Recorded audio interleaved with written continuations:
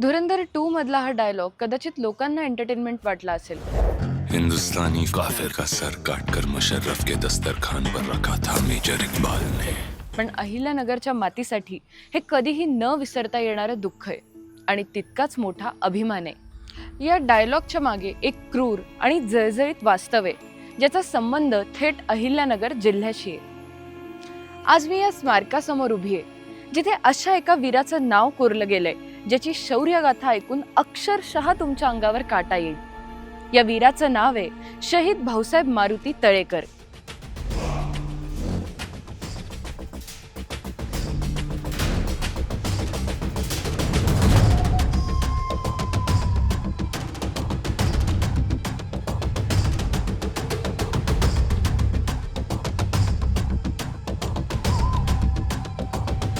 चित्रपटात अर्जुन रामपालने साकारलेला मेजर इक्बाल म्हणजे खऱ्या आयुष्यातला कुख्यात दहशतवादी इलियास कश्मीरी।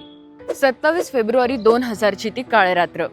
LOC वर नौशेरा भागात अशोक लिन्सिंग पोस्टवर मराठा लाईट इन्फंट्रीचे जवान तैनात होते। ह्याच पोस्टवर गार्ड ड्युटी करत होते आपल्या अहिल्यानगरचे सुपुत्र श्रीगोंदा तालुक्यातील कोळगावचे भाऊसाहेब तळेकर।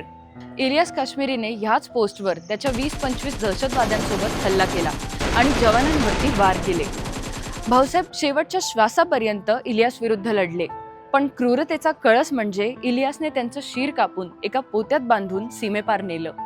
धुरंधरच्या ट्रेलरमध्ये जो उल्लेख आहे तो अगदी खरा आहे। मेजर इक्बालने भाऊसाहेबांचं शीर हे पाकिस्तानची राजधानी इस्लामाबादमध्ये मिरवलं आणि तेव्हाचे तत्कालीन जनरल परवेज मुशर्रफ यांच्या टेबलवर ठेवलं।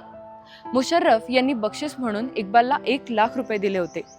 मित्रांनो, विचार करा, जो थरार आपण पडद्यावर बघतो तो नगर जिल्ह्यातल्या एका सामान्य शेतकऱ्याच्या मुलाने प्रत्यक्ष सोसलाय।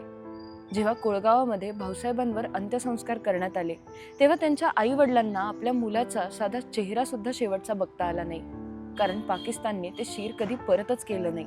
आज आपण जेव्हा या स्मारकांसमोर उभं राहतो, तेव्हा फक्त ही नावं वाचत नाही, तर यांच्या बलिदानाची जाणीव ठेवतो।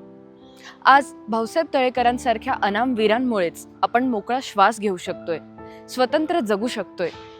ट्विग मराठीकडून या महान वीराला कोटी कोटी वंदन। मित्रांनो, ट्विग मराठीचा हा व्हिडिओ कसा वाटला ते आम्हाला नक्की सांगा आणि या महान बलिदानाची गोष्ट जास्तीत जास्त लोकांपर्यंत शेअर करा, कारण पिक्चर तर सगळ्यांनी बघितलाय, पण या खऱ्या बलिदानाची माहिती असणं आवश्यक आहे। जय हिंद।